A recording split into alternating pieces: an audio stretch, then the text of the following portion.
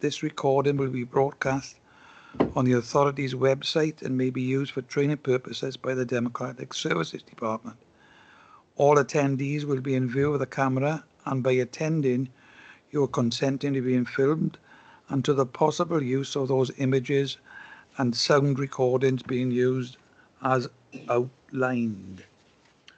And if at any reason a member of the committee is caused to leave the meeting, they must indicate this to the chair before leaving. And Councillor Gareth Richards has already indicated that he has to leave at 4:30. Item 1, any apologies for absence? I know we got apologies for Claire Payne, Councillor Lisa Mitten and Councillor Lee Davis. Are there any other apologies? None? Okay, thank you. Item 2, any declarations of interest. You see it there on either A or B. No. We go on then to item 3. That's maximising benefits. And before Councillor Williams-Price comes in, I'd like to welcome Craig Flynn, who I think is to his first scrutiny committee.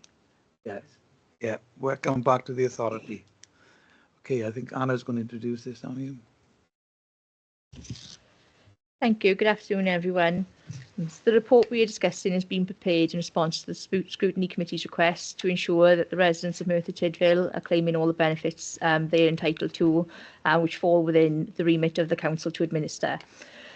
As we are all aware, the cost of living has risen significantly in recent years, and these pressures have made it increasingly important that we provide the best possible support to our residents, particularly those who are most vulnerable.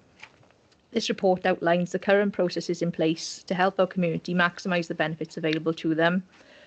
It provides information on efforts made to ensure that residents are aware of and able to claim the benefits they're entitled to, covering such benefits such as housing benefit, council tax reduction and free school meals, amongst others. Furthermore, it explores the work being done by various teams within the council to promote benefit take-up and improve the financial well-being of our community. Our goal is to ensure that no one in Merthyr Tydfil is left behind, especially during these challenging times. Here today to support and answer any questions is Sarah Price, and I look forward to receiving any questions you may have. Thank you. Thank you. Sarah, do you want to add anything to it? No, it's okay. Right. Members, questions? Gary. Thank you, Chair. Just a couple of questions for probably the author of the report, Sarah, I think more than the portfolio member. Paragraph 6.1, Sarah, identifying, addressing gaps, etc. If the gaps are identified, how will they be addressed? Is it possible to give examples to help us have a better understanding where gaps may have appeared? And it must be show my age now. I heard an advertisement on Greater Sits Radio this week, or something on the air there, from Neathport Talbot. They produced a leaflet on the cost of living, an information leaflet, which is available in their libraries, public buildings, etc., etc., etc. It's a matter of, do we have something similar? If we don't, are we in contact with other councils to pick up on such things, which good initiatives, which can be then shared and throughout the community? That's the one question, Chair. A couple of words, we'll take it one at a time. Yes, I think it'd be better if we took them one at a time. Gary. Sarah? Yeah, in relation to the leaflet, no, we don't have a leaflet. We did produce a raft of information around the COVID time and cost of living on the website. I suppose we could develop that into a leaflet. I think what I'd need to look at is where we would distribute it and what would be the best places and people, I suppose, to get that distributed. But yeah, it's definitely something we can look at. Yeah, Anna, you want to add to that? Thank you. I just wanted to add for anyone who's not aware, although we don't have a specific leaflet, and we do have Contact magazine, which is being distributed, and I believe is going to contain information in December's issue about pension credit and the work that's been done on that, and encouragement along those lines to make sure people are claiming what they're entitled to. Yeah, thank you, Chair. Just we learn from other councils. You know, if they've got something a bit different and help us, why not do that? Yeah. Under paragraph 5.2, Sarah states that expanding the service offer would have a positive impact and would require additional resources. Straightforward question. What does this mean? Is it staff costs, support costs, administration costs, etc.? More information would be helpful there because the question has to be asked, has a cost-benefit analysis been carried out?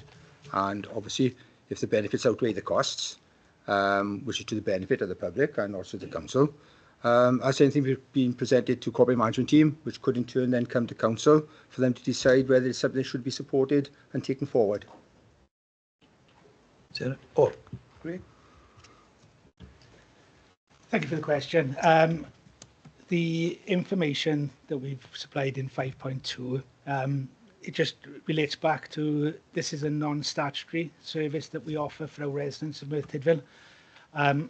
It would obviously have benefits, but we would only be able then to determine entitlement based on the information coming forward from those residents who seek our help.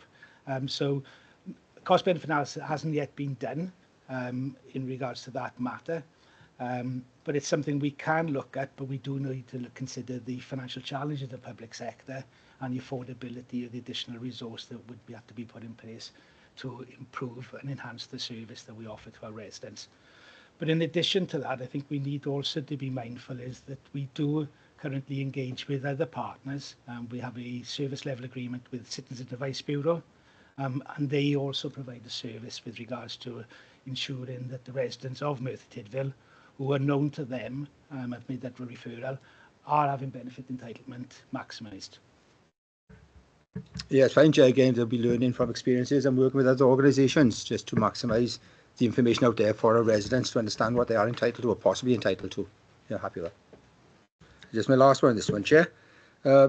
Obviously from the report and the information, the appendices we've got there, good work's been carried out. I would welcome some additional information myself, and statistics to go with the report. You know, obviously we would know, I suspect, how many rented properties are within the county borough, private sector, social sector, whatever it's called nowadays, and how many of them are receiving housing benefit percentage-wise. Similarly, from the council tax reduction scheme, we'd have information there of the number of people who are perhaps benefiting from the scheme, which helps Scrutiny to some extent to understand how many of our residents are benefiting from the schemes you have available within the county borough. Difficult to compare, we can't compare with other councils, but it's a matter of are we happy that as many people as possible are getting the benefits they're entitled to. So for the report, Chair, I'm asking for, can we have more statistics, if there are any available, numbers, gross numbers of recipients, and if there are unsuccessful claims, the main reasons for those claims being unsuccessful, and where we can learn from that and help people to perhaps do things better in the future. Thank you, Chair. Does anybody want to? You are, Sarah. I have got statistics, yes. How do I present those? Do I send it after the meeting or? You can, yes. You can email all Okay. all members of the Scrutiny Committee, so we got the up-to-date figure. Lovely. I'll get those sent around. You happy with that? Yeah. Okay. Any other questions? Bill Smith. Knocked it off. Thank you, Chair. I read the report and I looked at the benefits and what our residents can claim. Can we have some sort of time scale? Because when I fill a form in tomorrow to claim money, is the gap. How long are people going to wait? Because the housing benefits is a different scale. You've got different benefits, different scales, how to claim. So is the gap wider with some grants and people who are struggling? So every benefit has got different timescales because we work obviously to legislation. I can give you actual days. Housing benefit is approximately 27 days. Council tax reduction is approximately 20 days. Preschool meals sometimes is a day, depending on the numbers that we have, depending on the time of year, etc. Discretionary housing payments take a lot longer because we gather in a lot of household information.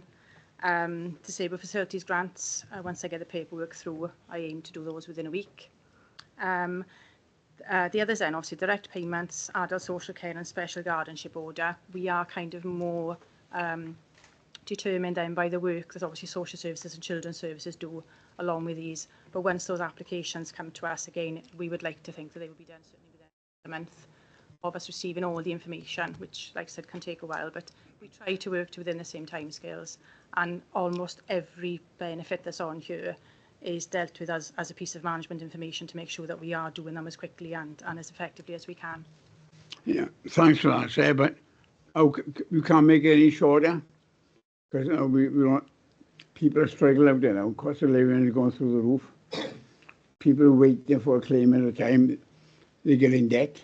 So how can we make it quicker for people to claim, or we got to stick by the rules? We don't hang on to the forms to take that length of time. It's how long it takes us to gather the information. Right. So in a lot of cases, somebody will submit an application form and they won't have the evidence that we need.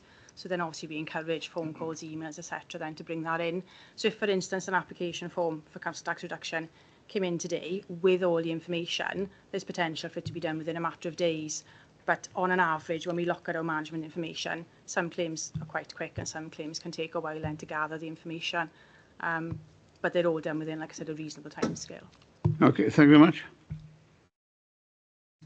Okay. Any other questions, members? If not, I've got a few. On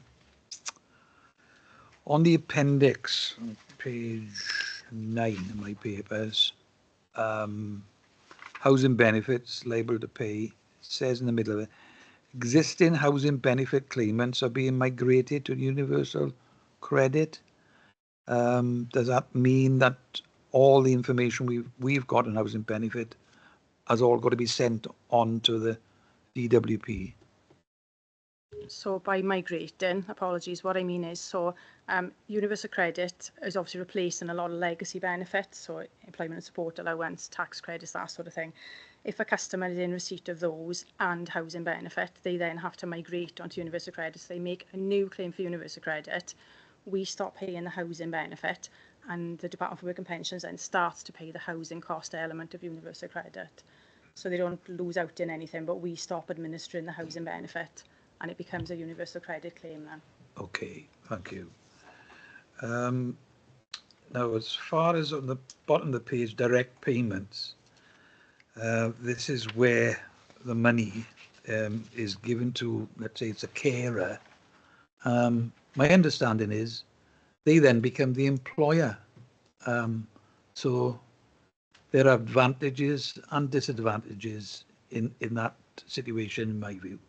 Yeah, social services will always have a conversation with that particular household as to what is best, whether it would be to employ, a care company, or whether it would be for the person requiring the care to determine that care themselves. But yeah, they do then become the employer and have to administer the direct payments then themselves. Yeah, thank you. Sorry, there's one a bit higher up under the council tax reduction. People are unable to pay council tax. It says there the amount of the award is dependent on the household circumstances, the level of income, and the amount of council tax payable. Am I right in saying that members of staff have to completely verify that, and those applying for it have to give truthful details? Yes, so you have to apply for council tax reduction. We would then gather the information in relation to the income, the household, and obviously the level of council tax, which we have as a system, because obviously we set that each year. So I think that's where Councillor Smith mentioned in relation to timescales. Sometimes we have all the information within a matter of days, sometimes it can be up to a month to gather, but we do have to gather that information. Thank you. And one last one for me. It's over the page. Top of the page, adult social care financial assessment. Am I right in saying that social care fees, it depends then on savings, or in fact, the owner occupiers of a property, and in those cases, the council, is there any money added to that, or is it entirely paid for by the carer's savings in effect? You, There is a maximum that any person would be charged. And it is, again, it's a financial application, means tested based on circumstances, income, capital, property ownership, etc. And yeah, so there's a level at which they would be a maximum. They're allowed to keep a personal contribution then as well, especially if they're in a care home, obviously for living expenses, etc. right. Okay. Thank you. And one last one. Council tax reduction. I'm not sure if it was asked earlier. The figures of how many. I think we've seen these figures in the past. That's how many people apply for a council tax reduction. You've got those figures. Yes, so currently council tax reduction is 5,844 live claims at the moment. And has that gone up or has it gone down? It's gone down. Oh, right. There we are. That's We're not alone. right. Okay. Okay. No more questions? If not, oh, I beg your pardon, Gareth. Sorry, Clive. I don't know if I'm taking a liberty a bit here, really, but I'm going to see if you'll allow it. Obviously, the council with various partners have held events in relation to pension credit. Now, I know it's not a council benefit to grant that or not, but do we know how successful that may have been? I have got figures, but I didn't bring them, but I can definitely send them to you. Okay, that would be appreciated. Thank you very much. Yeah, no problem. Again, Sarah, can you send it to all Yes, the members yeah, of the of course. committee? Yeah. Okay. Would you say it was successful, Sarah, or just given a... I would say yes, because we have people that will be eligible for pension Yeah. credit, substantial amounts, and they will then get the winter fuel payment and all the other things that go along with pension credit. I don't think we reached all the people that we could have reached, if I'm honest. But yeah, I would say it was successful. Yeah, good work, though. Thank you very much. Just a supplement, yeah, and obviously then there would be other benefits perhaps arising as a result of that. Those events being held, not necessarily pension credit, really, as well, is that? Would that be the case? What we found was somebody would come in to see us in relation to pension credit, but we were then looking at applications for attendance allowance, personal attendance payment, council tax reduction, housing benefit. We dealt with no end of people for various benefits. Yeah. Thank you very much. Thanks a lot. Thanks, Chair. Okay, thank you. Now then, no other questions. Any comments from members? Declan Salmon. Thank you, Chair. It's just following Gary's question and the Cabinet members' comments in regards to a booklet to help residents and keep them updated on what help is available. I think the Council produced a really good booklet around about December 2022. I think it was issued 64 of the Contact magazine. It's really, really good. And if something like that could be updated and kept updated like every 6 months, 12 months or something, and a certain amount of copies held in libraries or stuff like that, it might be very beneficial for residents going forward. Thank you, Chair. Yeah, thank you, Councillor Salmon. Any other comments? Anyone? Bill?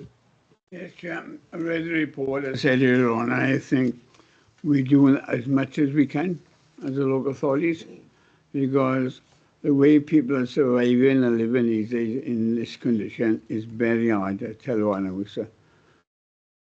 When it comes to a certain age, right, and people are struggling with one pension, them days are gone, you can't survive, and it's struggling. So I think, the more information we get, we give out and support. And if we can keep the timescales as tight as possible, perhaps it'll help people get on. So I'll welcome the report. Thank you, Bill.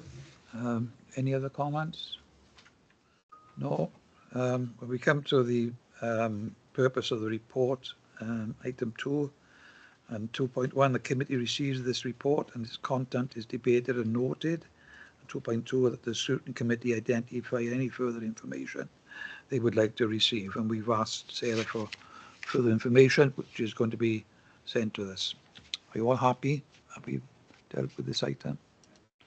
Okay, thank you very much, Sarah.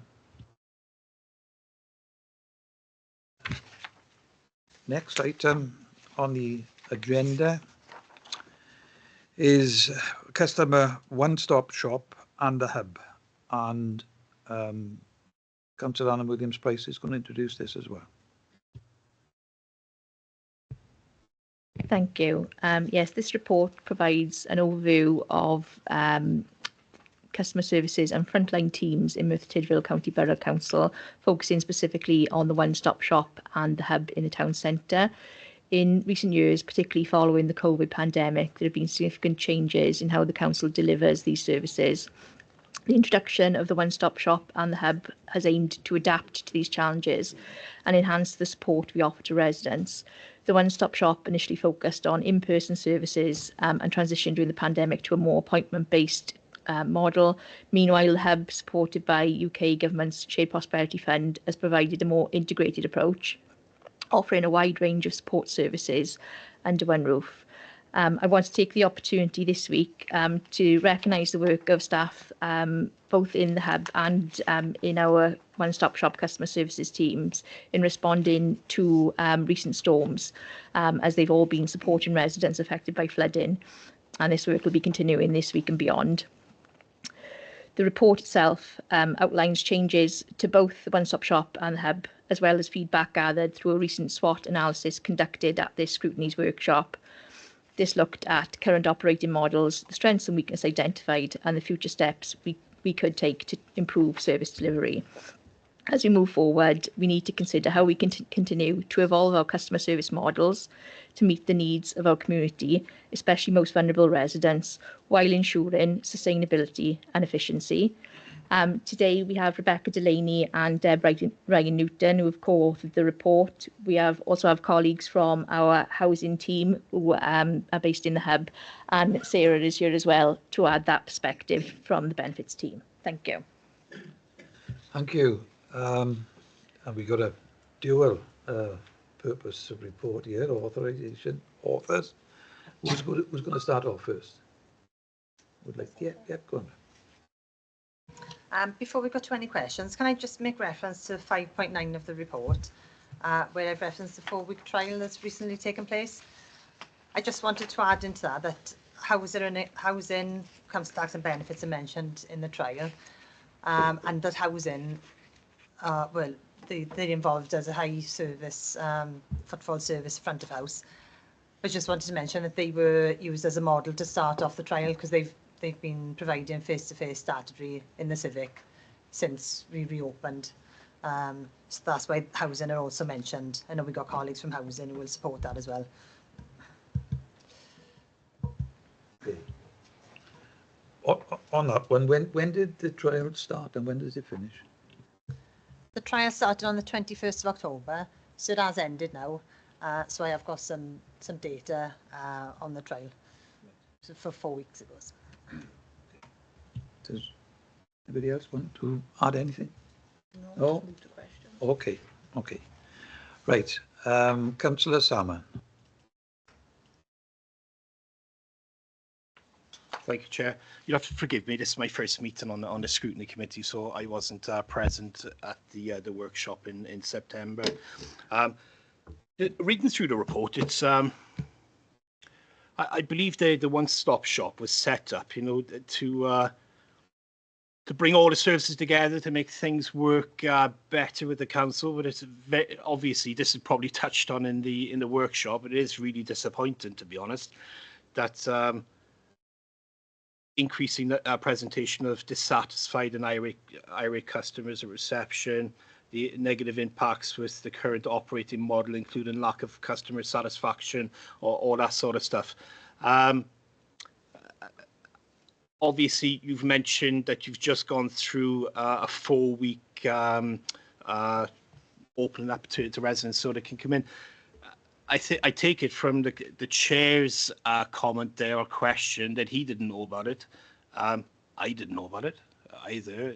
Was it advertised? Because I'm just wary of the fact that a lot of people have come in, and people have come to me. They've come in, tried to speak to someone, been turned away, and they're not going to come back then unless they know about it. So how would they have found out about the workshop? Sorry, about the 4-week trial. Okay, the trial was to see a true reflection of where we are currently. So it wasn't advertised, that's correct. Because we wanted the service areas, we agreed that we would see who was coming through the doors. And then we were going to do an analysis then of what we do need to still provide for customers. I would just add that you wanted a true reflection. I'd probably maybe go back and do that trial again maybe in 3 months' time and advertise it, because then you might get a true reflection if you actually tell people it's going to be open. Not knocking it or anything, but I know you do a good job there, and it is quite tough, and but just something to think about for the future. I take it on board, thank you. Okay, Councillor Bill Smith. Thank you, Chair. I'm a bit confused there, I'll try it, because we had a workshop here a couple of weeks ago. I think all the members were satisfaction that the hub was working. It wasn't being negative. It was telling people what it was about, how can they help. People were going in, they give them a seat, sit down, and then introduce an officer. So at overall, the hub was really working when we was down there. So, and are we going to do a trial with the public coming in? It's hard. But we did ask to do a bit of a trial because we were concerned about the hub and the reception area in the Civic Centre. Because the Civic Centre is like a morgue, to be honest, it's dead. Right? No people coming here. So we asked them to have the officers to have a look at the two areas. How can we take it forward? But the hub is bubbling. So at the end of the day, it's very busy here. But my issue is, it's not core funding. Now, if we've got this SF funding this year, but again, it's less money than we had last year.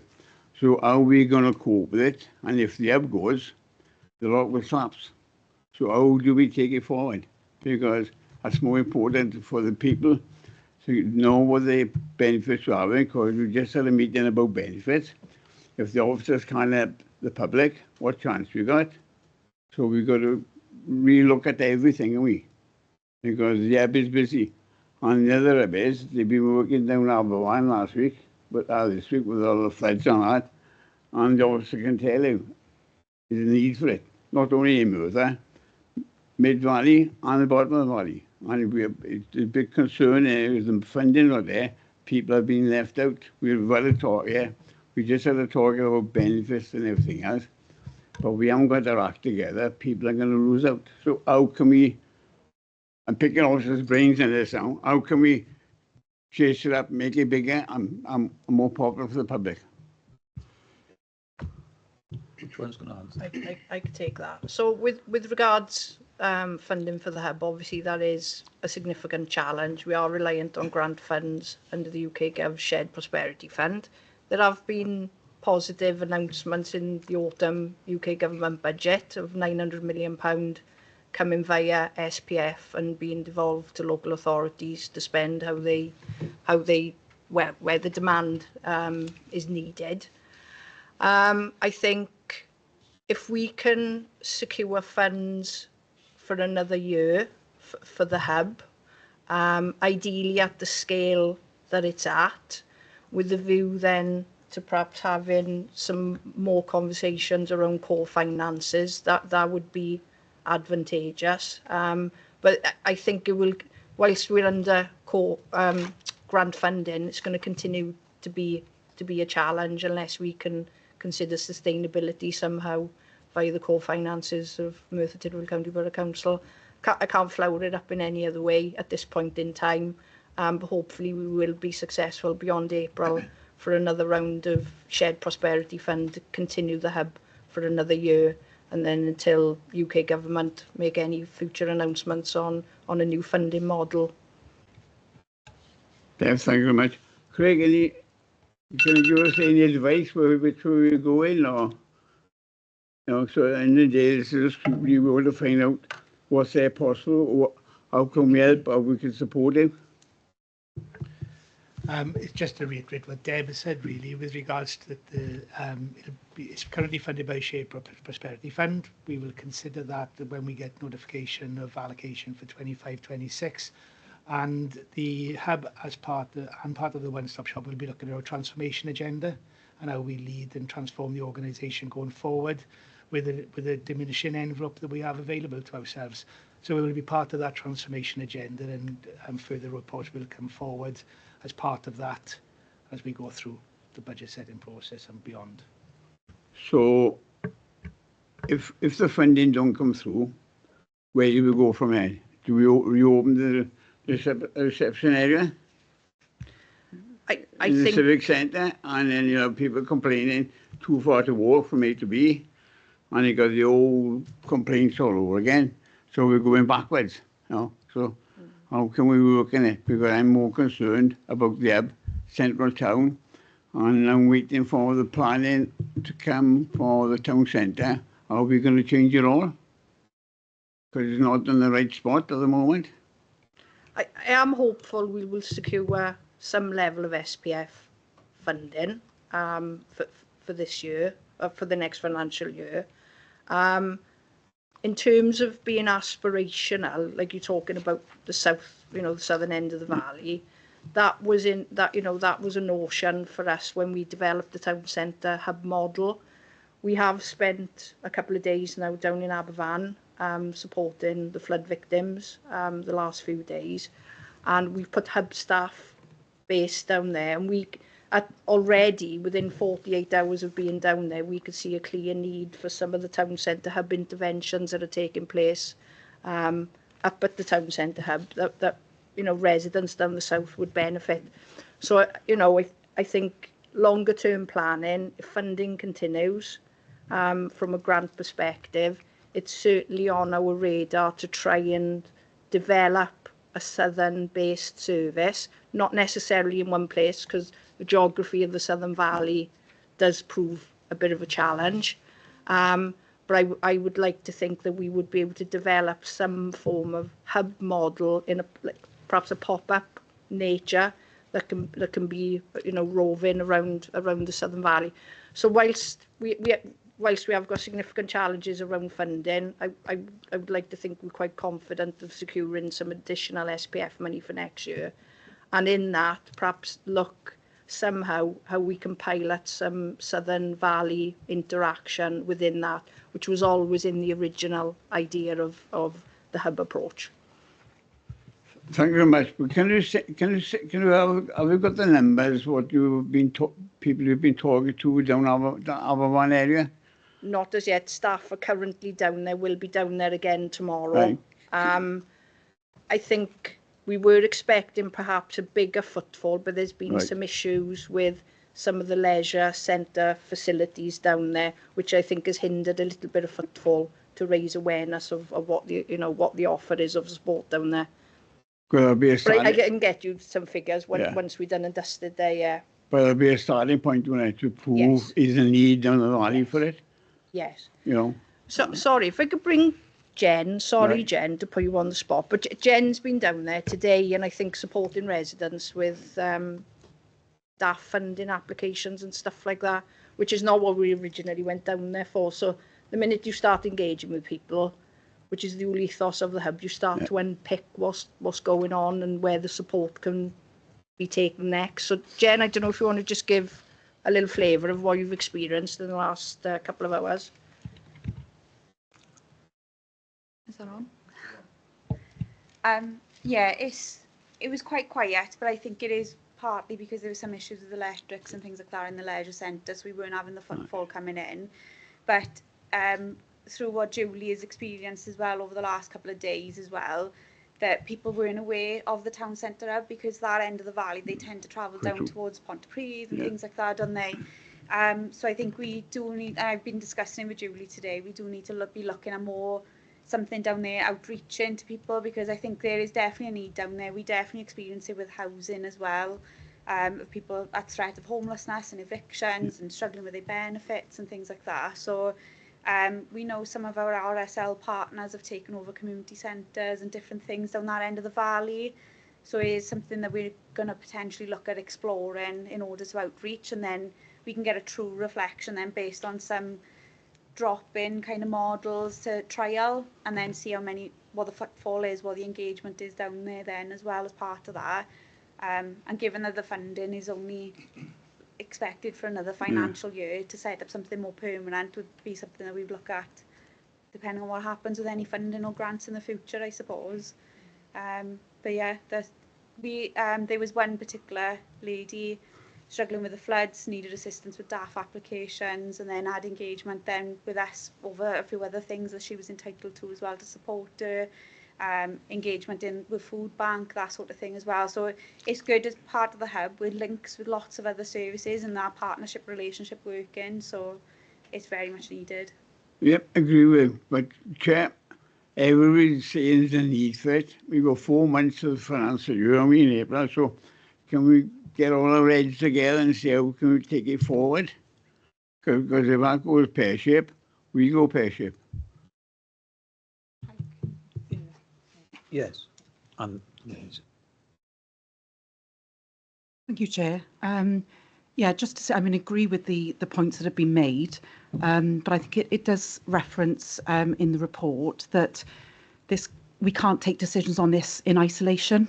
So I think, as Craig referenced, the need to have a sort of a transformation programme and plan in place for the organisation to make us sort of more agile, more efficient and sustainable going forward. We need to look at what our customer service offer is as an organisation, linked to what we do around agile working and what our new sort of customer operating model is for us as a council. So I think over the next couple of months, we will need to be having those discussions, Councillor, and this forms a big part of that, doesn't it? Because this is the front door, obviously, for our residents. So, but I just make the point that we can't take decisions on this in isolation. They have to form part of a wider package for the organisation.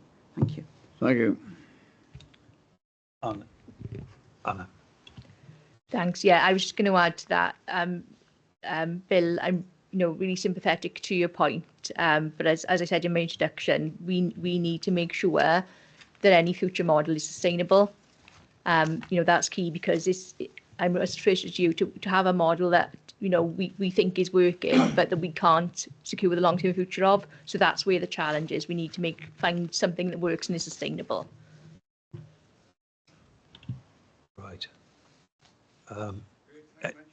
Okay. Any other questions? Gary. Thank you, Chair. Listen to the debate here with some interest, really. I'm a bit concerned regarding the SWOT analysis referred to at the start of the report, because it seems to be, to me anyway, that it's a councillor SWOT analysis, how councillors see the issues. Whereas listening to the conversation here today now, it's much more than that, isn't it? It's what service we're going to provide. So my question is the SWOT analysis only based on the councillors' perception of services and the strengths, weaknesses, opportunities, threats? Who else has been involved? Have the staff been involved? Has the corporate management team been involved? Because obviously, if it's going to fit into an overall model for transformation and agile working, etc., the SWOT analysis has to reflect that somehow or other. For you as councillors then to have something fed back to you saying, this is why we recommend a certain model, this is the strengths of the model, this is the weaknesses, these are the costs, this is what's the impact in your budgets. So I'd have thought it shouldn't be just a SWOT analysis based on us as you as councillors having thoughts. It's a SWOT analysis based on all people who have an impact on that service area. Could I notice that corporate management team have visited the hub? They have a feel for the service now, what they feel the strengths are, weaknesses, the opportunities, the threats. I don't see that in the report, although they are going to receive a report at some stage, and I'll ask a question with that later on. So a comment and making one thing else, passing a question, or the question is, how many other people have been involved with the SWOT analysis? Right, who's going to answer? I can answer that. It's only been part of the scrutiny workshop on the 11th of September, and for me, if I'm right in saying, it's the start of the journey in considering a future customer service model corporately. So this is just the beginning of that transformation, I suppose. Yeah. Yeah, thank you, Chair. Just I'm hoping that when we do see an action plan based on this, that it's going to be something that is timely, so we can see what's happening within the right times, etc. Because at the moment, we seem to be lacking action plans coming forward to scrutiny to see how things are happening. So I'll comment that later on. Sarah. Yeah, I think, again, to reiterate, absolutely take your point that this needs to be widened out now. It's not just, members' views are obviously very important because they're the advocates for their communities, aren't they? At the end of the day, they're the leaders out there with residents. They are a good touch point in terms of what residents feel and the views that they've got in it. But you're absolutely right. We need to widen that out now to partners, stakeholders. You'll know that the hub gets, there's a lot of partnership work in. You'll note as well that the corporate management team also visited the contact centre downstairs. So, we saw that as well. But in terms of an action plan coming forward, as I say, we will be sort of developing a transformation programme plan, but that'll look at themes across the organisation and put this in a context, not just, a single action plan just for customer service, I would expect. Sorry, Chair, just come back on that one. We should have an action plan on customer service on its own last year. So that's already an action is agreed previously in previous scrutinies. So obviously you're new to this, perhaps you won't be aware of that, and we haven't yet seen that action plan. So I can understand there's going to be a transformational plan, but we already have an agreement or a decision through scrutiny to have an action plan brought forward to scrutiny. And that's, been delayed for whatever reason. So obviously if it's picked up by a transformational plan, that's fine. We pick up from there. But we need to be aware of the fact it's going to be timely and watched and kept on top of and moving forward at a pace. Yeah, I was aware of that because when I come in, I went back to the actions from January 2024. I think this goes in part, this item today goes in part in terms of, informing the scrutiny in terms of where we are, and this will form part of a wider transformation plan. But we will certainly take all the comments that we've got today into that as well. Yeah, and you will see that as part of the transformation plan. Thank you, Chair. Paragraph 5.3. Interesting to note the comments regarding the presentation of dissatisfied and irate customers, which has already been referred to at the Civic Centre reception, and it's raised obviously staff safety concerns. But there's no such reference to any such concerns within the hub. So my question is there, and the hub is more open plan, so probably more liable to people coming in and jumping over the desk, going back to the old days now, he was front facing. A straightforward question is with regards to officers. Do officers have any thoughts on the reasons for this? What lessons can be learned which would improve the situation in the Civic Centre? So if it's not happening in the hub, why is it happening in the Civic Centre? That's the one question to that. And then the second part, leading on in the same paragraph, the reference is to the working group that's been established to look at the wider issues. Does this group have a terms of reference? Or is it possible for us to see these terms of reference so that we as a scrutiny can understand the issues being considered, and perhaps they may need to be reported to scrutiny because there's a well-being concern here from staffing point of view, which we picked up on previously. So two elements there, Chair. Is regarding lessons to be learned potentially for the irate customer. Why is it happening in the centre and not in the hub? Or perhaps Deborah tells us it is happening in the hub. And the working group, what's the terms of reference of this group and where's it taking us? Right. Debbie, you can ask. Yeah, I can answer on it. In terms of the Civic and the irate customers, that's predominantly around being able to see member of staff. So that's caused some issues, and that's why we've looked at this trial, which will be part of the transformation going forward. And in terms of the working group, that group has been taken over, I suppose, by another kind of meeting about the Worker Protection Act. So that's been superseded by that then. So it's no longer relevant to this report then? But it was around the building security rather than, it was also included the staffing issues, but we were looking at the building itself. Well, I'm confused there now. So this group doesn't exist now as part of this report? It's looking at something else? It did in terms of the staffing issues then, but there's another group that are meeting, which is yet to be formed to deal with those issues. So there's no such group? Is a group been established? There was. There was? Is it still in existence? No. So why is it referred to in the report then? Sorry, Chair, just confused now because there's a group taking things forward now of concerns, and the officer just said it doesn't exist now, so I'm a bit concerned regarding concerns for staffing who could be accosted by people from a health well-being point of view. If it doesn't exist, that's fine, but it's... Yeah, there will be another group formed in terms of taking this forward in terms of the transformation, rather than the smaller group that came together to deal with the immediate issues. It's a reference in the report, yeah. I've asked a question, it doesn't exist. Well, okay, that's fine. Just a couple lead on from that, Chair, then, you know, if that's the answer to that question there. Deb, any comments regards to the hub, lessons learned there? I think it's a hard one to pin down. Whether it's a stigma attached to the Civic Centre, obviously it's been impacted, you know, visitors to the Civic Centre has been impacted on since COVID as well, when we were in lockdown. All I can say is the hub does offer a very welcoming environment. There's always staff on hand to deal with people's queries. The approach is very supportive. Often somebody will come in with one issue and will have left of having dealt with perhaps 3 or 4 issues, and people come back. You know, people come back for more. The offer there is very partnership orientated, so it's not just about employability housing and like social services interventions from the Early Help Hub. You know, there's credit union there. We do run cost of living events. You know, it's things that are of interest to people, and I think it attracts people, and people feel valued coming there. And you know, that's my genuine experience. People genuinely get helped.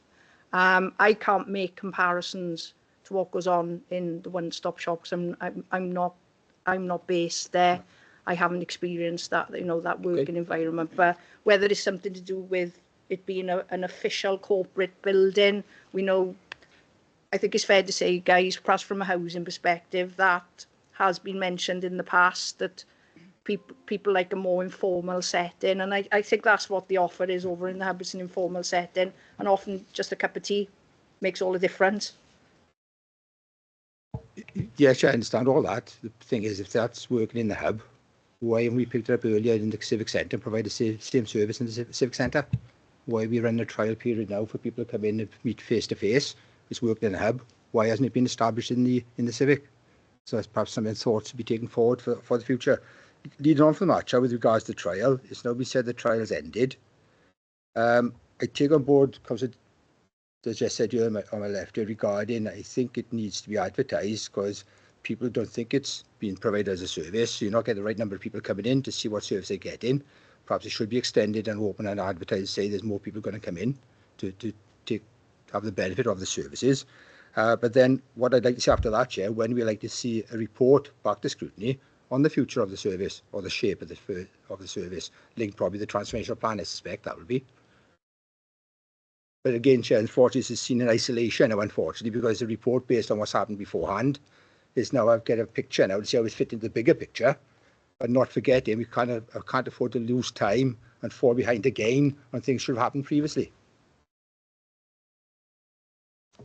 So does anybody want to... I think there was a question in there somewhere. Does anybody want to ask a question? When we receive the report regarding the trial.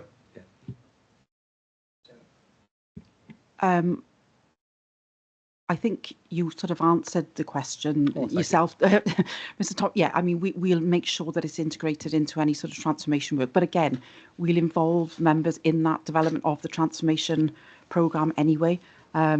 I'm not sure. I'm not sure whether there is a composite report as a result of the trial, or whether those results will just be fed in now alongside the sort of SWOT analysis that, you know, is part of this sort of report. Chair, just come back to that. Thank you for the answer there. But if we find it's worked quite well as a trial, why the heck are we going to just wait now for a report to come and just keep it going? That it's working, keep going. And if it's working, keep it going, and then you pick up, and then the transformation plan can be done better. That's the point I'm making. If it's had the trial and it's worked, can we not continue what we're doing as we are doing it now? Can I just add, in terms of the trial, that that's only very recently come to an end. So the service managers are working together to make sure that what we can provide going forward Like I said, we can report that into the transformation report. But having taken on board what has worked well and what hasn't, we need to make sure that the managers then can sustain that going forward. Yeah, when the trial end? Trial ended on the 13th of this month. Like 2 weeks with thereabouts. Yeah. So you should have had a conversation by now, and if it's worked, keep going. Sorry. Yeah, the trial hasn't ended. The trial was a 4-week period just for us to look at the data around it. And haven't ended then, working with the other managers is to make sure what they can still provide. And we have made some tweaks to what they are providing then. So front of house have taken back some of the duties that we were seeing face to face from the departments. Changes. Okay. As far as the scrutiny committee is concerned, when will we see all the outcomes of when you've actually finished and looked at the data and talked to the managers? Yeah, I can certainly share that after this meeting, just so you can see the footfall, how it's affected, the customers, the people come through the door, exactly what they were coming in for, and then what we're going to provide going forward with working with departments along with the reception area to make sure the triage is correct, and we need to update all of that back office information then, so we're providing the right service for customers. Yes, Sarah. Can I just add, obviously my department is one of the people involved in the trial. The reason why we didn't advertise it is because it was completely different for us in going out to reception and dealing with customers face to face. We needed to make sure we did have those resources available, which we do, plus also why were customers coming into the Civic Centre, what elements could reception staff deal with, what elements could we deal with. So Elaine, Assistant Revenues Manager, has been keeping that data on everybody that's been coming in for revenues, benefits and financial assessment to see who's coming through the front door, what it is they need and how we can deal with them.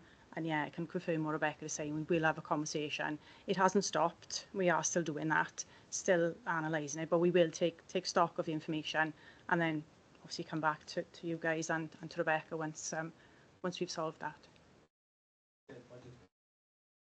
The implication for the transformation plan and agile working, you have to make sure the staff are available to sit at the desk in the Civic Centre and not be working from home. So it follows an overall plan. So if that's the way we're going forward, the customer comes first, you serve the customer, agile working comes after. That's the point of perhaps making it generally, I don't mean benefits, I mean just generally as a service, whether it's social services, housing or whatever. Customer comes first, serve the customer if it's face to face.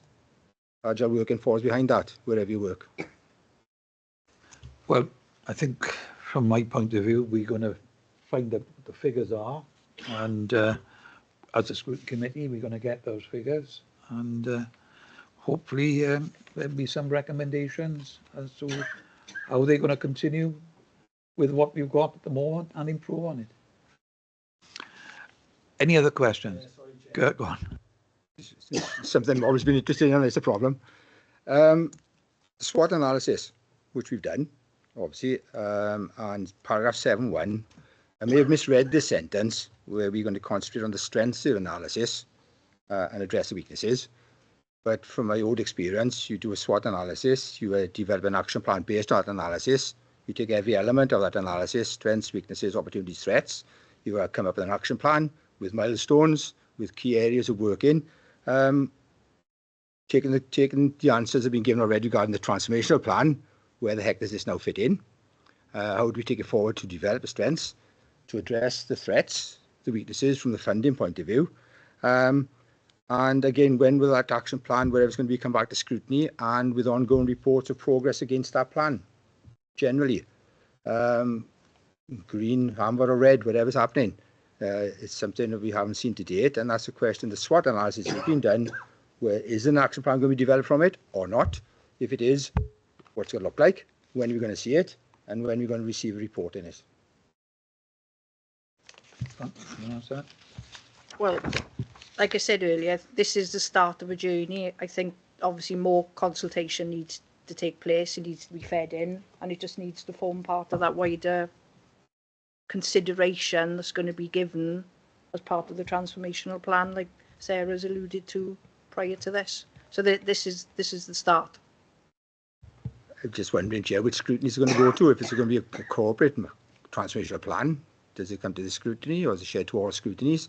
It's how it's going to be separated now and fed through as a composite document for us to have an understanding how to take it forward. That's just a comment rather than a question, more than anything else. Because there's obviously paragraph 7374, Chair. Both teams will jointly analyse all the findings and recommend a set of options for future models to the corporate management team, and offer this information to Cabinet and senior officers as part of the review of customers. But there's no reference in there to scrutiny, Chair, so I assume that's just an omission there. It'll come back to scrutiny at some stage for us to see that. And my bugbear, when's it going to happen? What time the timescales? Who's going to do what by when? So we can be satisfied things are moving forward. Sarah? That's a lot, Chair, thanks. Phew. Yeah, so you're right, Mr. Thomas, it is a corporate document, so it should be owned corporately, but it should come through this scrutiny. It sits within my portfolio, so I'm, as I say, even though it's an organisational owned document, I have responsibility for bringing it forward. So my plan is to bring it forward as early as we can in the next financial year. So as I say, after Christmas, we'll start to sort of work and develop. But I think in sort of paragraph 6.2, I think there's reference made there to sort of sustainable transformation and change. But looking at this alongside, the future operating model obviously would also consider, like you said, customer. Is customer first? What does that look like? Not just in terms of our front face, but what does that look like then for our procedures? And like you rightly said then, what does that mean for how we currently work, our working arrangements in terms of agile working, etc., how we manage our assets, what do we need, etc., and obviously bringing in all the elements of that SWOT analysis. Like you said, the funding is a major sort of weakness and potential risk for us there in terms of sustainability. But as early as we can in the next financial year, we will be bringing forward a draft transformation plan for this committee to consider. So that's after April. Yes. And you have to make decisions on the budget November, December, January, Craig, for next year. Hell of a conundrum. Yeah, I think as we've touched on, it's the continuation of the shared prosperity fund is the key here, and that is obviously how we resource the hub. When we have further confirmation of that will allow us then to go and do a longer planning for the following April, if we can secure the funding to resource the hub, as I say, going forward for the next financial year. Oh, sorry, thinking transformational plan then, not just customer services as well. It's the overall plan. Yeah, a draft of what that overall plan will look like. There'll be different themes within that, and the future operating model for the organisation will be a key one. Yeah. Thank you. Right, before I bring in Councillor Smith, just to be crystal clear on this shared prosperity fund. Correct me, Craig, if I am wrong, but my understanding is the amount of money that council is going to receive is going to be reduced.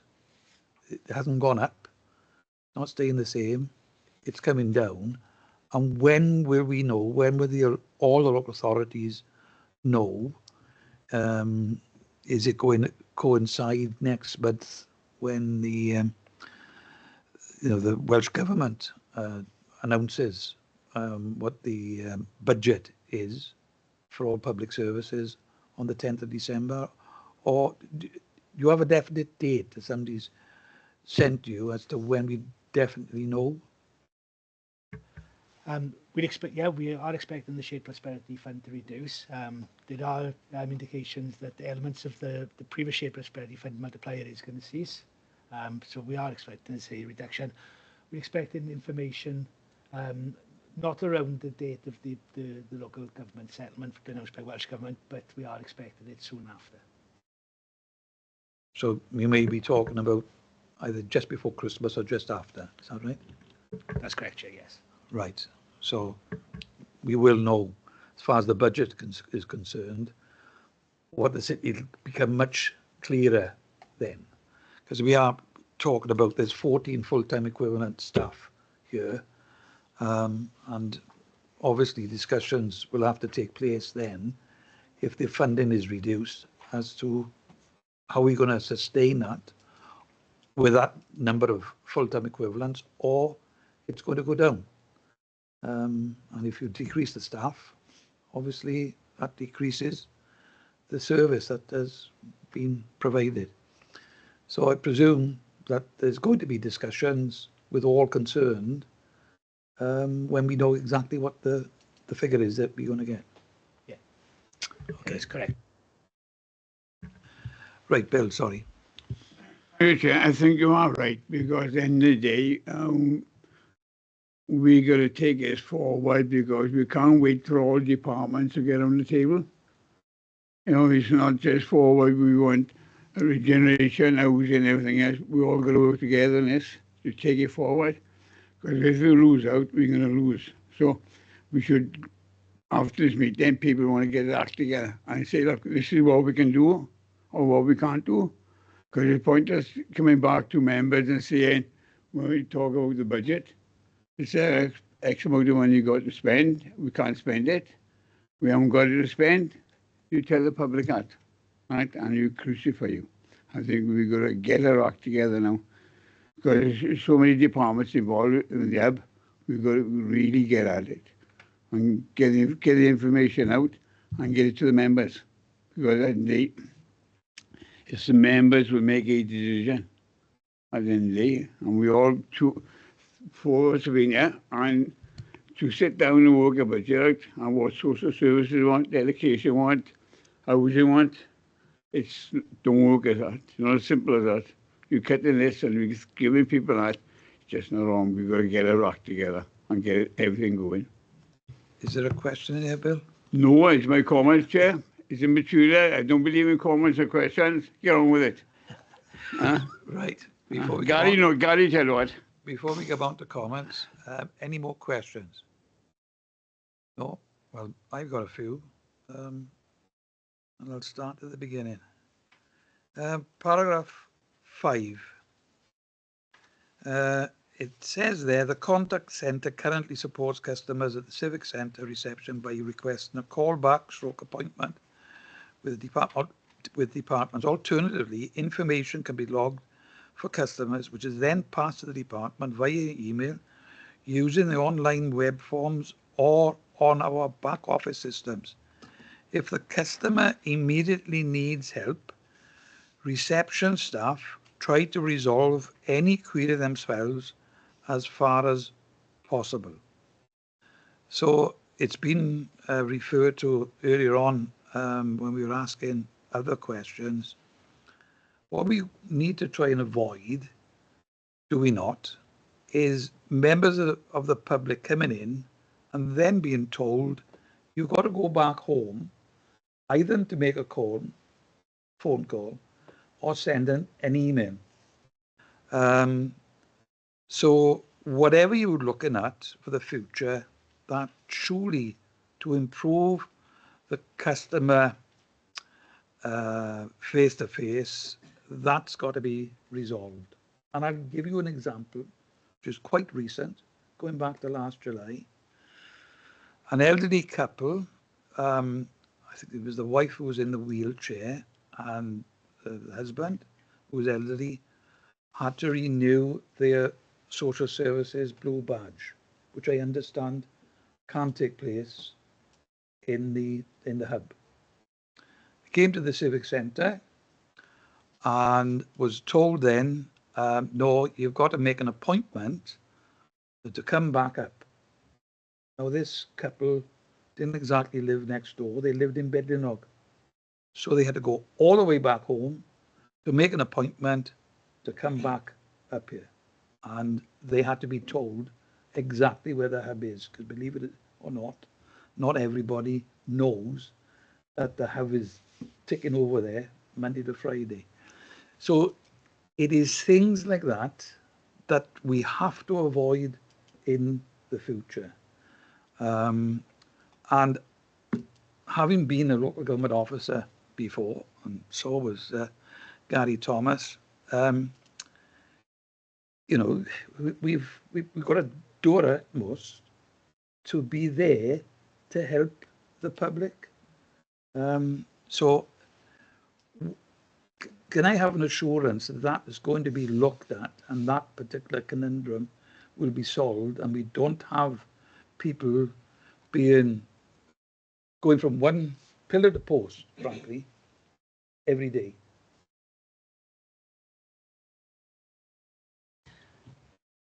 I agree with what you're saying. And on reception, we will, as far as we can, help the customer deal with the example you gave there, blue badges. But that has been looked at as part of the trial. And I know Sarah's here today. We're looking at how we can best manage that with the Sarah's team then, so that if somebody does visit the Civic, that they will be seen. But obviously, Sarah can answer that in more detail, maybe. But if you're on reception, you're not going to be the expert on everything under the sun as far as the local government is concerned. You know, and staff, I have no doubt, will be as helpful as possible. But if they come up with a query, the reception staff, and not a million miles away, probably a few yards away, behind the reception desk, there are members of staff who can answer that. That's the way it should be dealt with. Do you agree with that? I do agree. But what we're trying to do as well, if for whatever that member staff could be dealing with another issue as well, is that myself and Sarah working together to improve the triage maybe at front of house, so maybe we can take things further if the officer isn't available at that time, because they deal with other services as well. But is part of the problem, because we're into the agile working era. Because of COVID, that's the fallout. So we've got, goodness knows, how many staff are at home working for the authority, but they're at home. And if a query comes in and it concerns that member of staff, can the reception staff make direct contact to that individual? I mean, how does it work when they're working at home? I mean, in terms of this example, I wouldn't say working at home is an issue. It's just the capacity of the staff, because they've got a lot of different queries to deal with. So they are office based. Just unfortunately, they may be dealing with something else at that time. So that's where we offer the appointment as well, or they offer that they can at the moment, based on this trial. We have suggested, you can wait. They may need to wait for the officer to be available. So I wouldn't say that particular example is because they're working from home. Right. On where we by, it's paragraph 5.2. We're on about the council encourages digital services or telephony options first and foremost. And the last part of it says, although there still remains an increasing number of customers who need face-to-face support. So how have we identified, as an authority, how many members of the public need face-to-face support? How many of them are digitally excluded? And they're not entirely always people of pensionable age. There are other members of the public who are digitally excluded.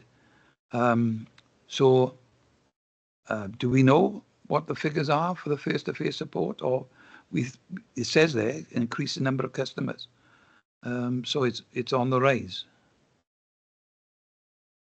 Yeah, so we have noticed that the people who present in the Civic Centre, the numbers have increased. It was on average, I'd say this time last year was about 80 people presenting a week, but it's gone up to around an average of 120.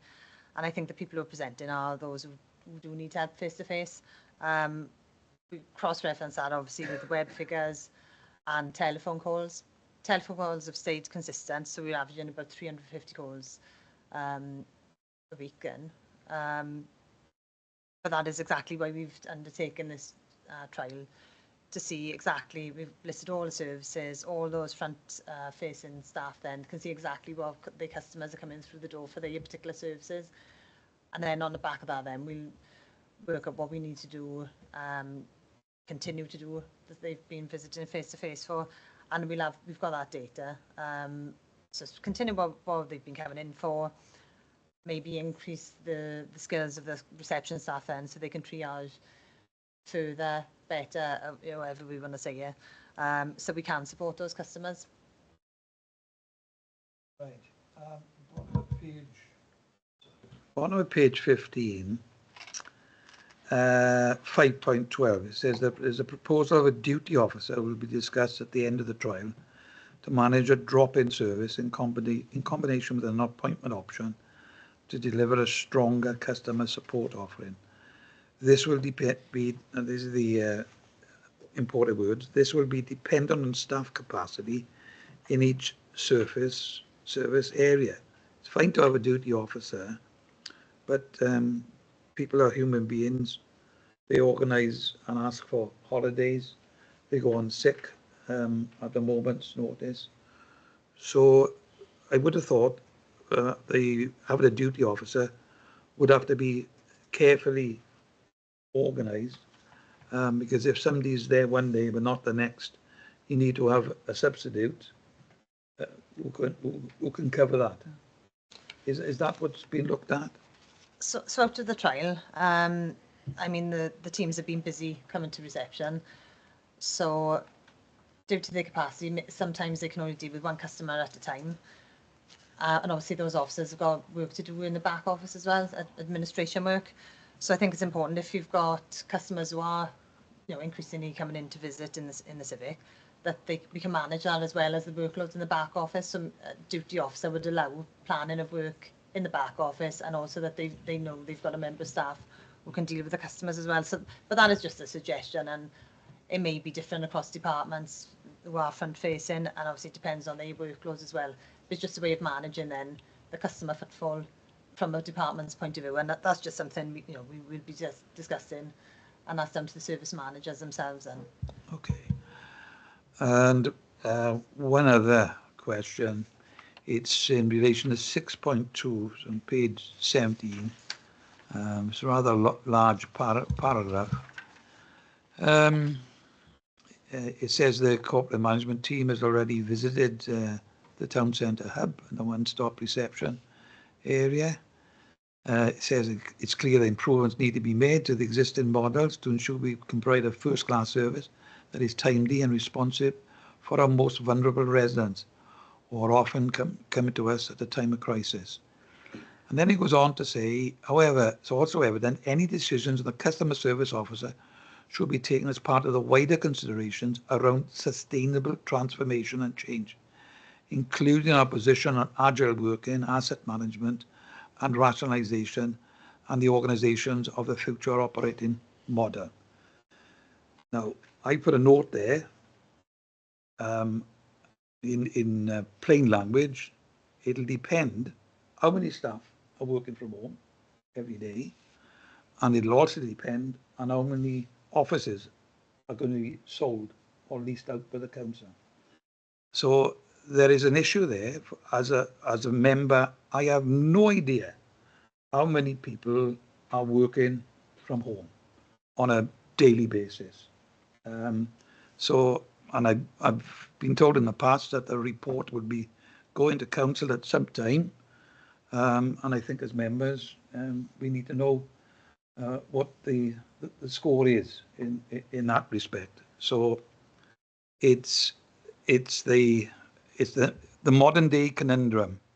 People working at home, it appears that most people would like to work at home, but it depends then how many people are needed in the front-facing service. And most of our services are front-facing.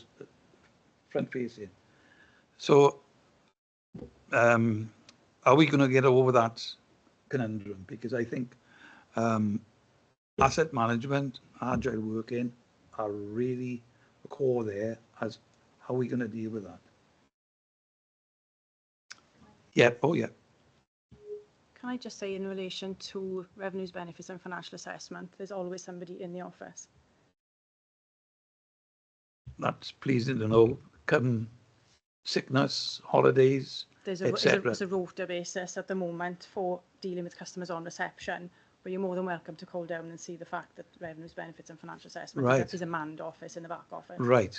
That's good to know, because with all services, you will get members of the public coming in who perhaps their query to them is urgent and they need a face-to-face with a member of staff. So agile working isn't impactful on, right, on our service. Right, that's good to know. I don't know. So, say anything? No. Do you want me to come in just on housing? Because they're featured in the reports. Similarly, as Sarah mentioned, there are staff. The housing office is manned for the full operating hours of the Civic. So again, we do have a different operating model, having the more statutory front-facing staff within the Civic Centre, and then for everything else, they go to the hub. But similarly, those two are staffed areas. So we do have some agile working, but the majority is frontline. Thank you. I don't think I've got any other questions. Just to make sure, has anybody else got any other questions? No. Yep. Following on what you just said about is this a question? Yes, if you want to put it as a question, Chair. You referred to expect a report to Council regarding agile working at some stage. I've had a report going back to previous scrutiny, the 30th of October 2023, which was circulated as a paper, not a report, again saying this can be brought forward as a report, and it hasn't seen the light of day since. So it comes back to the comment I made earlier on, when is Council likely to receive these reports that are promised in scrutiny that don't appear in reports to the relevant committee? I don't know if anybody's going to answer that question. No. We'll have to wait. You are right. We are waiting at some. I know. We are waiting at some time for a report. So, sorry, Sarah. Sorry. I will pick that up, Gary, and yeah, I will pick that up. That's in my area as well, and I will come back. Yeah. Thank you, Sarah. There we are. There's the answer. Now we're on to comments. Any comments from members? No. Well, there's no comments. I just want to say it's a very interesting report. You can see from the range of questions, there are a number of different things that need to be looked at.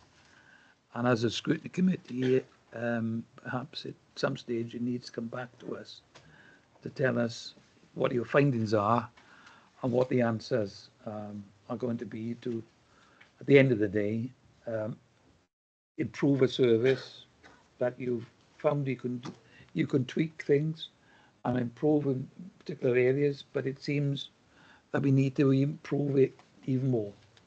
So can I thank all the officers and the cabinet member for your attendance, and we'll go on to the next part of the agenda when I've got it.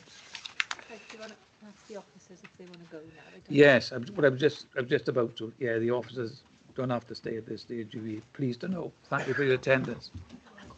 Yeah.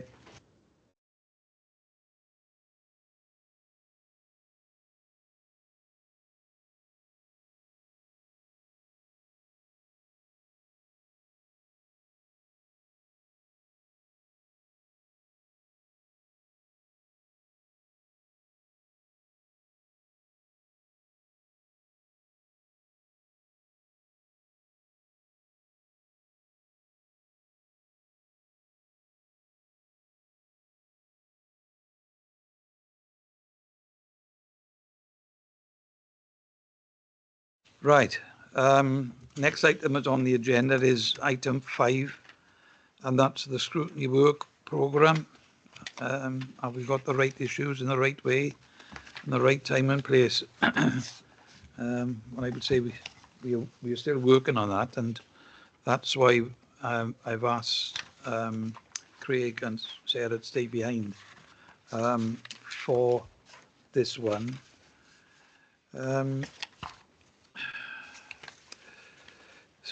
So I'll combine the two, items 5 and 6, because we are essentially going to be talking to the forward work programme. The next meeting in January was, let me get it, was due to deal with the parking administration arrangements. Now then, we've had a discussion in person, face to face, earlier on this afternoon about that item.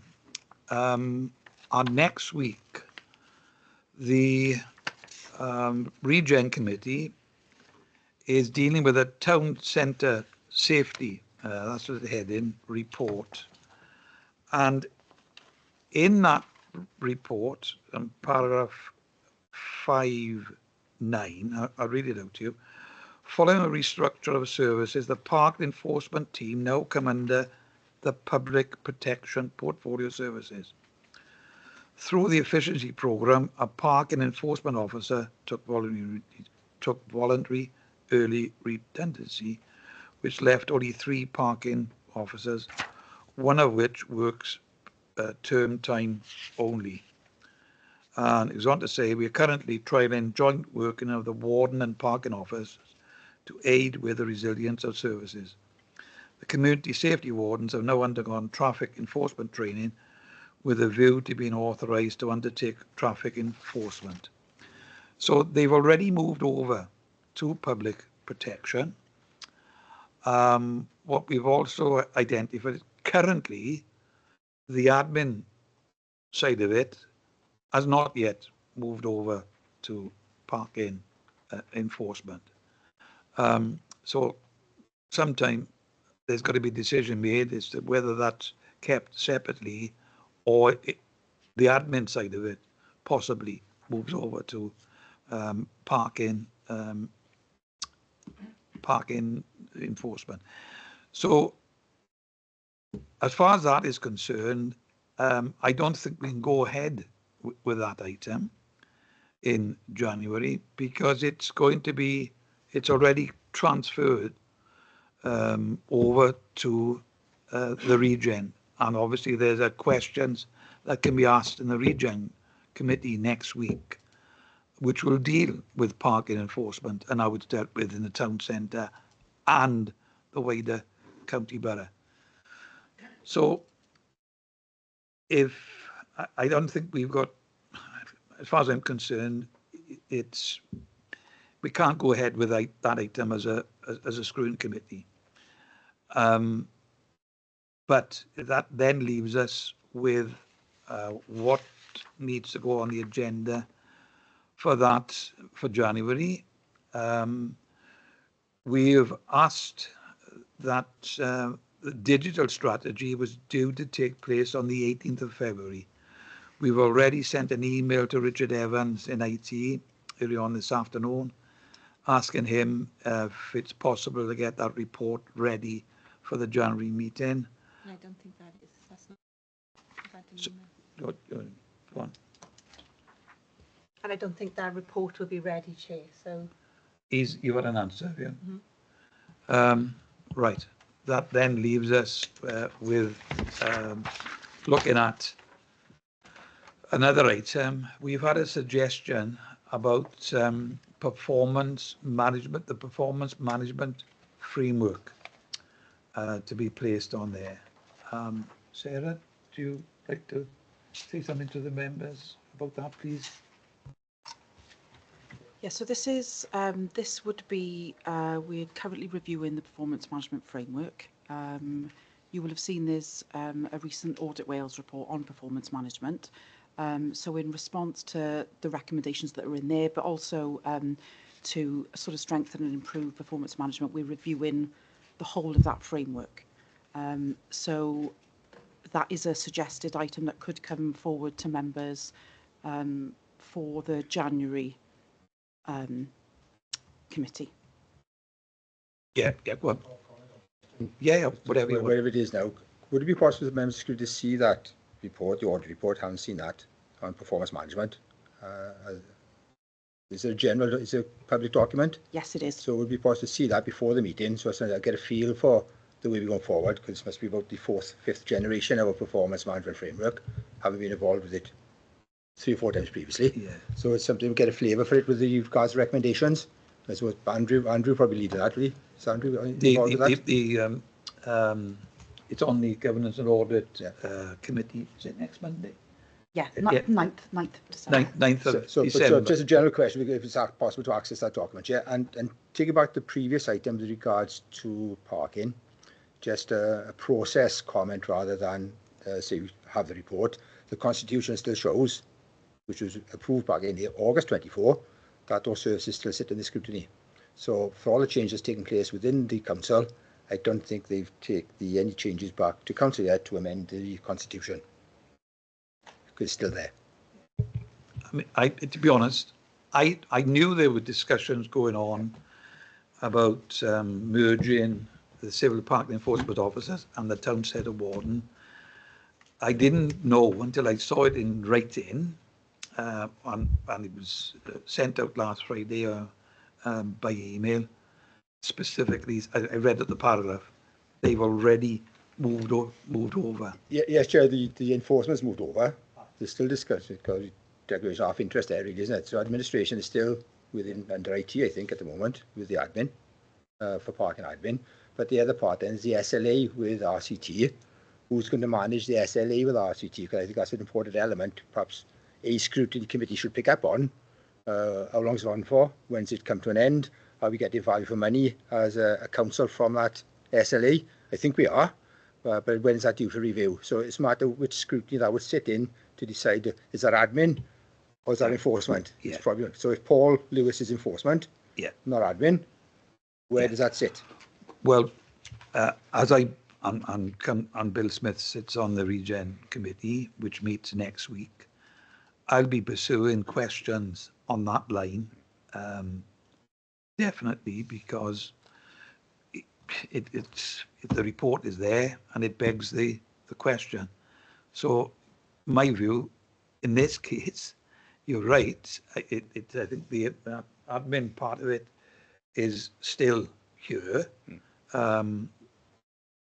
It's just a personal view, but in my view, that needs to be looked at if, large chunk of it, enforcement, has moved over to another department. So it'd be interesting to see what the views are, the officers, next week. Probably the SLA is a good part to look at, the SLA with RCT. Okay. But I think we are getting value for money, but I'm not sure if councillors understand what are we getting for the money. Yeah. Stick with it's you will be able to have access to this report because it's we're going to audit it. Yeah, it's publicly available, but we will. Yeah, it's publicly available, but we'll send you the link anyway, for ease of reference. Yeah. Yeah. Yeah. We'll send it to all members just for them to know. Okay, so if you're all agreed with that, that'll go on the 14th of January. Now, that's the reason why we've kept Sarah and Craig here. The other item that was due to go on the 14th of January was the report on the budgets. Hence the discussion that we've had earlier on this afternoon. And what I've agreed with the officers, and it's for you to confirm it as well, is, and I have to agree with Craig, we won't know the Q3 at the 14th of January, but come to the 18th of February, we will know Q3. And what I'm putting to you is that the report on the budgets could go to the 18th of February rather than the 14th of Jan. Do you want to say anything, Craig? Yes, thanks, Chair. Yeah, it's just the timeline for the reporting. The Q2 information, it's obviously went to Cabinet on the 6th of November, and that's in the public domain. But I think it's an opportunity for scrutiny on the 18th of February to be able to scrutinise and challenge the most up-to-date position on the 24-25 outturn projections. With regards to any influence then on the medium-term financial plan, we can give you an update on the narrative of those pressures that are recurrent and the impact that they will have on 25-26. But we won't be in a position to provide anything more meaningful on the 25-26 budget until Cabinet makes their recommendation to Council. And that's not going to be available at that particular date.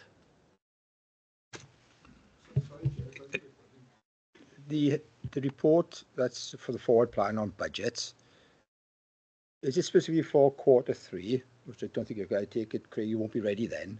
Or is it because looking at forward to next year's budget? Because if I remember last year, there was some criticism of Council that the projected budgets for 20, wherever it was, next year, didn't come forward to scrutiny early enough. So it's from a question, from my point of view, what was expected to come to the committee next meeting with regards to budgets? I don't think it was Q3, it's probably a projection for next year, which you may not be in a position to give anyway. But I think there was a criticism last year, but it was late. The budgets for this coming year were late coming to scrutiny for an oversight before we went forward. Sorry, Chair.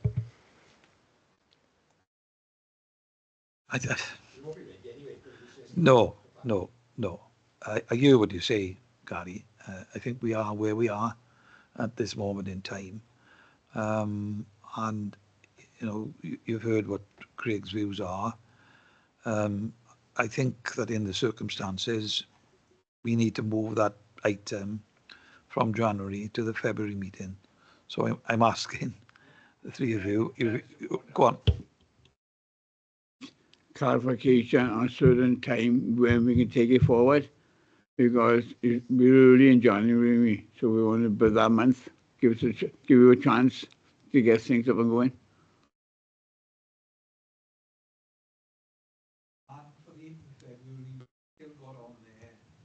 Strategic equality plan. So those are the two items that will be on then for the February meeting. And 1st of April meeting, we've still got the decarbonisation update. That's the One Planet standard in April. I don't know if anybody's got any suggestions on any items that we need to consider in the future, but if I haven't got them now, let me know if you've got. Well, I think, and I know two senior officers here, at some time there's a report which is going to go to council, full council. That's my understanding from some time ago. Maybe it's something you perhaps speak to. I will pick that up. Yeah. Am I on?